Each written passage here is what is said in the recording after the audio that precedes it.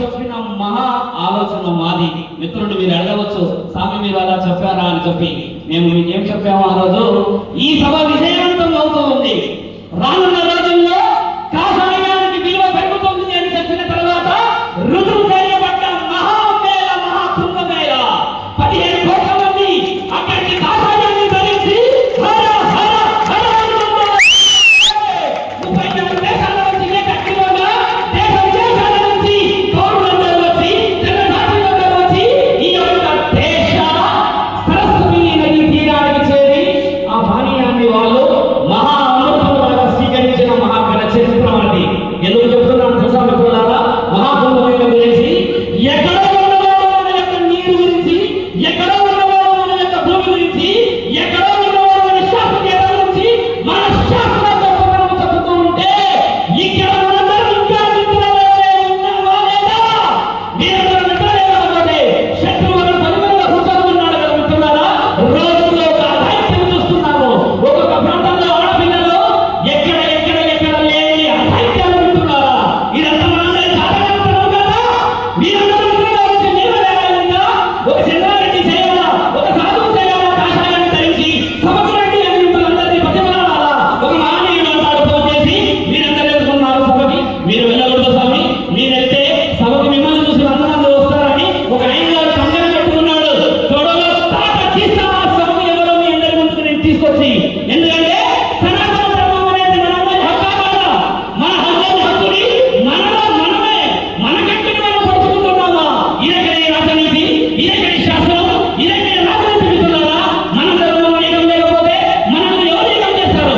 ఈ రోజు ఒక భక్తి వచ్చి సనాతన ధర్మాన్ని కాపాడాలని అంటే వాటిని మనందరం కలిసి ఒక చిన్న ఆలోచన చేసి చిన్న చేస్తామా?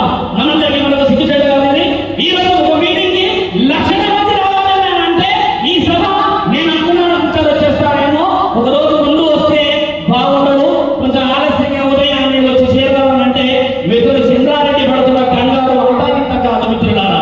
మీరు సభను చేసినప్పుడు ఆ బాధని అనుభవిస్తే తెలుస్తుంది.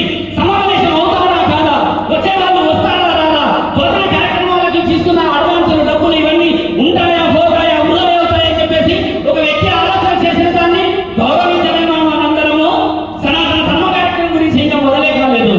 మనలో మనకి అంతర్యుద్ధం జరుగుతుంది. మనలో మనకి అంతర్యుద్ధం జరిగితే మనం గెలుస్తామా మిత్రులారా? మనం గెలుస్తామా? మనలో ఉన్న అంతర్యుద్ధంలో మనం వాడిపోతున్నాము. ఒక చక్రవర్తి శివాజీ చంపించడం మనలో కాదా? పరాయి దేశస్తుడు చంపాడా?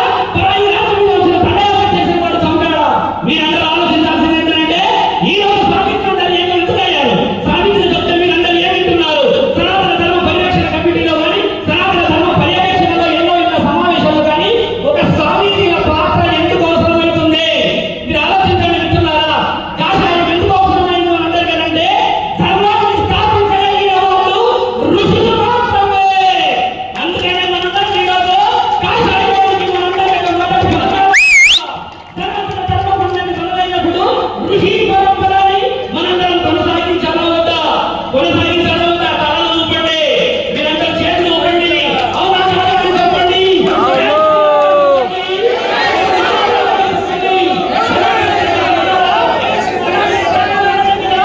సనాతన ధర్మం మనదే కదా. అలాంటప్పుడు మనందరం ఏకగ్రీవంగా ముందుకు రావాలి కదా. మీరందరూ నాతో సహకరిస్తారా? సహకరిస్తారా? మనందరం ముందుకు వెళ్తాము. ఈరోజు ఈ సభని విజయవంతం చేస్తాము.